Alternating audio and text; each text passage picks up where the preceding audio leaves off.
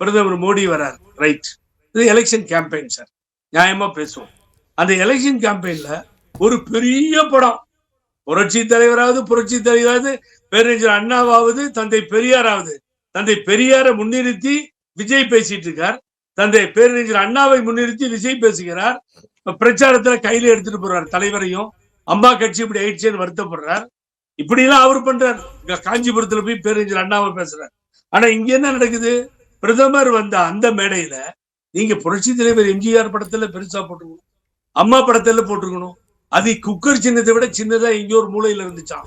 இவர் படம் பெரிய படம். ஏன் உங்கள் கண்களுக்கு எடப்பாடியார் எம்ஜிஆராவும் ஜெயலலிதாவும் தெரிய மாட்டேங்கிறாருங்கிறதா கேட்க வேண்டிய கேள்வி. ஐயோ சார், தயவு செய்து நான் இப்பதான் சொன்னேன், உங்களை போட்டுனேன், நான் நீங்க சொன்னது சரின்னு சொன்னேன். புரட்சி தலைவர் எம்ஜிஆரோட யாரையும் ஒப்பிடாதீங்கன்னு சொன்னேன். பெரிய வரலாற்று பிழைய பண்றீங்களே சார்.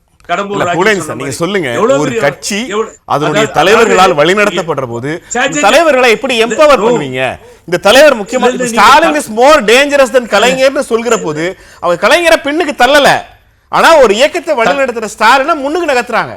அடிப்படையில் நம்முடைய கொள்கை தலைவர்களை, முன்னாள் தலைவர்களை நம்ம ஞாபகம் வச்சிருக்கோம். ஆனா பிரசன்ட்ல இருக்க லீடரை தூக்கி பிடிக்கணும்ல, அவர் தானே அதிகாரத்தை கொண்டு வரணும். இல்ல நெல்சன், தலையுடையோர் எல்லாம் தலைவரா? நான் தெரியாம கேட்கிறேன். தலையுடையோர் எல்லாம் தலைவர்னு நீங்க சொல்றீங்களா? எனக்கு புரியல. எம்ஜிஆர் என்ற ஒரு மாபெரும் சக்தி தோல்வியை சந்தித்தே இல்லை.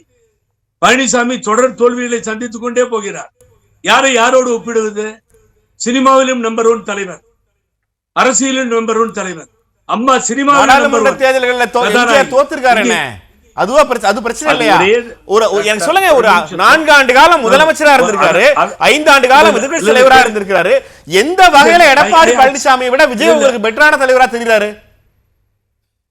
சார், விஜய் மேல நீங்க குறை சொல்ல முடியாது. அவர் ஆளவில்லை, அவர் முதலமைச்சராக இல்லை, அவர் கொள்ளையடிக்கவில்லை, அவர் எந்தவித ஊழலையும் சந்திக்கவில்லை. இன்னைக்கு உள்ள வந்திருக்காரு. அவர் மேல எப்படி போய் குறை சொல்லிட்டு இருப்பீங்க நீங்க? 41 பேர் அண்ணன் வந்து சொல்றாரு, 41 பேர் இறந்து போயிட்டாங்க அப்படின்னு. 41 குடும்பத்தில் ஏதாவது ஒரு குடும்பம் அவர் மீது தவறு என்று புகார் அளித்திருக்கிறதா? நான் கேட்கிறேன், சொல்லுங்க. தெரியாத நபர் அல்ல நீங்க, எல்லாம் தெரியுது. நான் வரேன். இல்ல ஒரு அநியாயத்தை சப்போர்ட் பண்றது இல்ல. நான் வரேன், உங்கள்ட்ட வரேன்.